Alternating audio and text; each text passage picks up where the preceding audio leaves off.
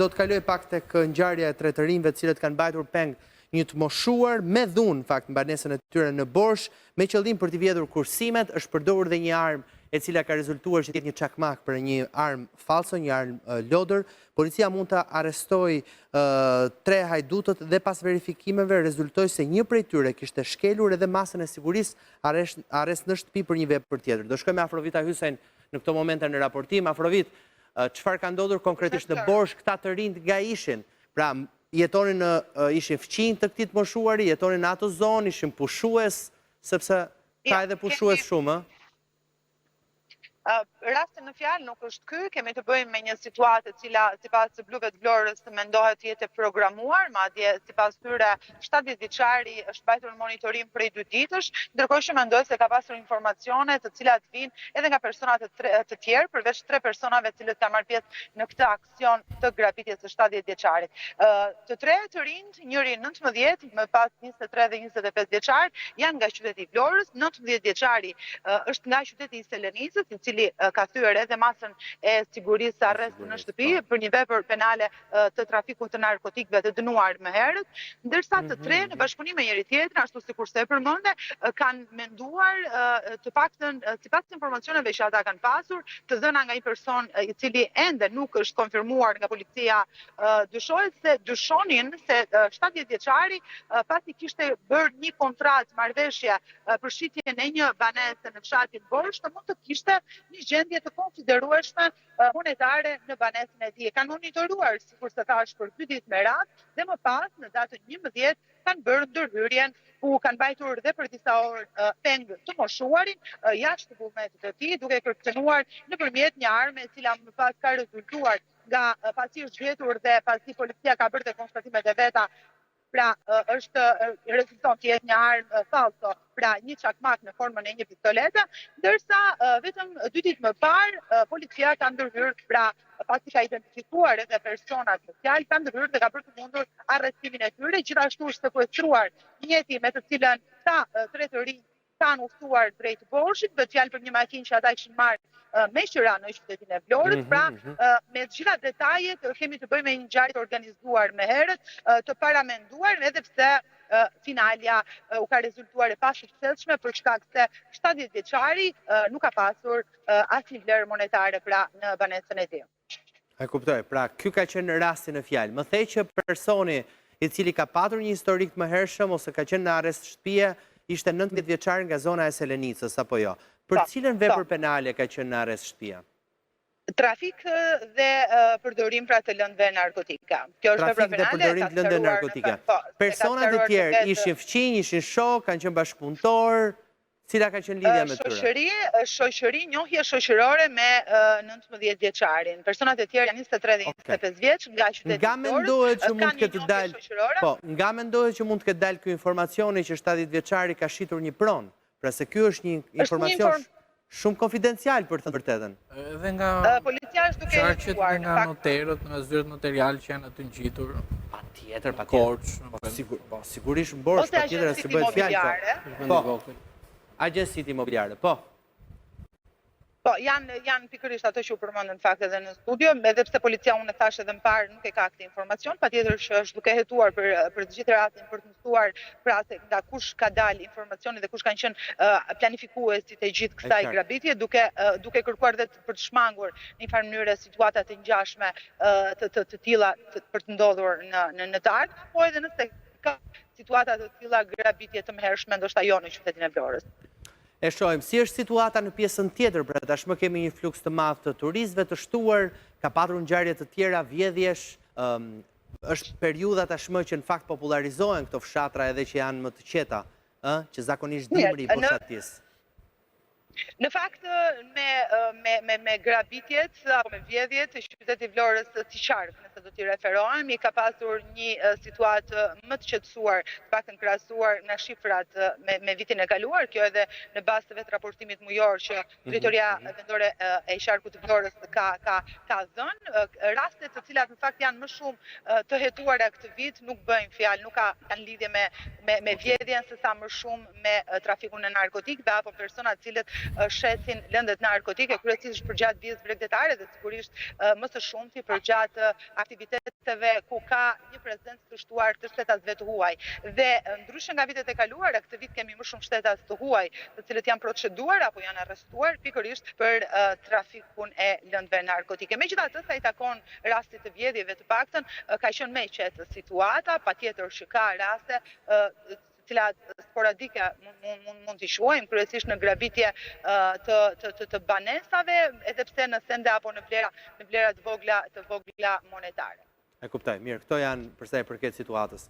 19 vjeç, arrest shtëpie. Vazhdon ende, pra nuk e ndalon arresti shtëpisat të njeri që të kryej një vepër penale dhe të organizojë edhe të tjerë për të shkuar për të vjedhur një shtëpi. Si është sqarojmë në tashmë? Si çfarë mendon në raport me sjelljen e një individi të tillë? Apo jashtë dhe pjesë të shoqërisë? Me sa kuptova, mosha më lartë të 3 personave është 25 vjeç, që do të thotë 18-19 vjeç, 22-23 dhe 25 ai që ka moshë më të madhe. Kjo do të thotë që janë praktikisht të rinj. Kjo do të thotë që duhet të jetë patjetër një këmban alarmi për të parë edhe për të kuptuar se cilat janë arsyet që i çojnë këta të rinj drejt këtyre veprave kriminale. A janë arsye ekonomike, a është papunësia, a është mënyra se si ata janë edukuar për të fituar të ardhura, apo janë arsye të tjera ndoshta që mund t'i shtyjnë drejt këtyre veprimeve. Kështu që duhet një analizë më e detajuar për të parë duke pasur parasysh historikun e tyre, se cilat janë ato faktorë ndikues dhe element ndikues që i çojnë këta të rinj drejt këtyre sjelljeve deviante. Nga ana tjetër, i riu i cili është 19 vjeç, aktualisht në masën e një arresti shtëpie, ka arritur që të dalë edhe të vazhdojë aktivitetin e tij duke kryer vepra të paligjshme. Kjo do të thotë që ka edhe polici zonës, se kjo është dhe përgjegjësia e policisë kjo do në të komunitet. thotë që nuk është ndoshta masa e duhur për atë çfarë ai ka bërë. Edhe duke që nuk ka një reflektim të sjelljes së tij. Avokat, çfarë ndodh me një individ që është në arrest shtëpie dhe e thyen këtë arrest? Shikoni, ti jemi Një vepër tjetër penale. Po patjetër është një vepër e rëndë penale, po marrëzhi i dënimit është diku deri te 5 vite për veprën penale pra të shkeljes së arrestit.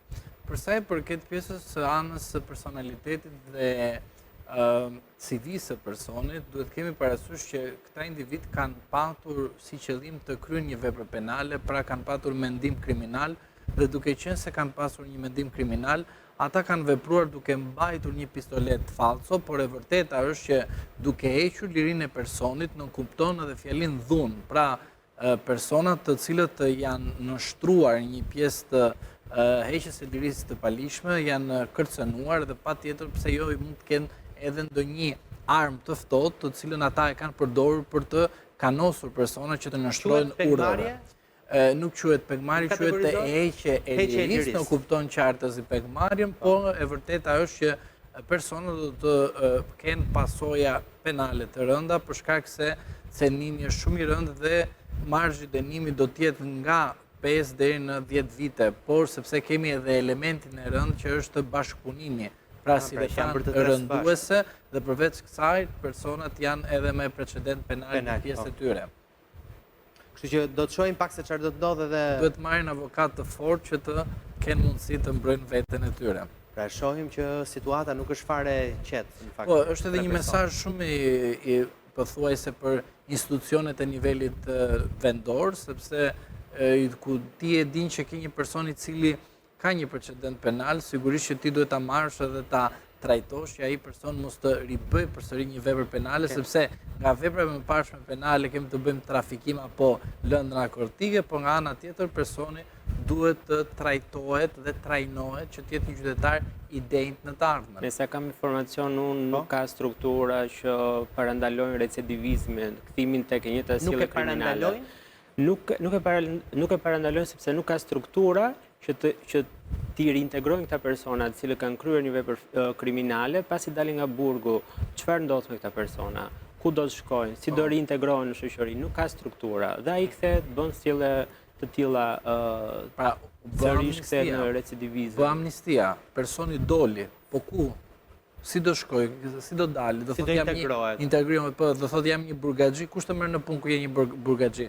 Prandaj shteti vjen edhe del si rojtari, garanti, edhe i integron personin në shoqëri. Të tregoj vetëm një situatë shumë shpejt përpara se të shkojmë publicitet, më ka bërë përshtypje në një taksi, ndalon policia taksistin, unë isha klienti dhe e pyet për dëshminë e penalitetit. Në Shqipëri? Në Shqipëri. A thash mos ishe jashtë shtetit? Jo, në Shqipëri. Në Shqipëri. Dhe e pyet për dëshminë e penalitetit dhe u habita sepse nuk e dija që në fakt policia e kishte pjesë të rutinës kontrollore, ndoshta mund ta ketë. Ndoshta vetëm me taksi. Në shërbim me taksi. Po flas për këtë rast. Dhe sigurisht më bëri përshtypje për mirë. Personi nuk e kishte dëshminë e penalitetit. Në fakt, automatikisht u friksova sepse thash, prit, me kaq shumë raste sa ne kemi dëgjuar, përdorim të lëndëve narkotike, shpërndarje të lëndëve narkotike, personi mund të jetë i arrestuar apo mund të jetë një person me precedencë penale dhe automatikisht dhe këtu më shkojnë mendje, pra rikthimi i tyre në një vend pune, rikthimi i tyre në jetën e përditshme etj. Unë jam mirë se sot jam këtu, po. Uroj të jesh mirë vazhdimisht, po puna është që unë u çuditë që ka në Shqipëri. Unë thash mos është i jashtë shtetit. Jo, këtu. Po s'ken të gatruar taksin dhe shtetin, prandaj. Jo, këtu është. Do të shkojmë publicitet. Faleminderit shumë që ishit me mua. Afrovita, faleminderit për raportimin. Do të dalim pas pak tek shumë të huaj, cilët janë eksploratorë të maleve që ndonjëherë edhe shkelin në vendin e gabuar, po sqarimin edhe bisedën do ta bëjmë me të ftuarit pas pak.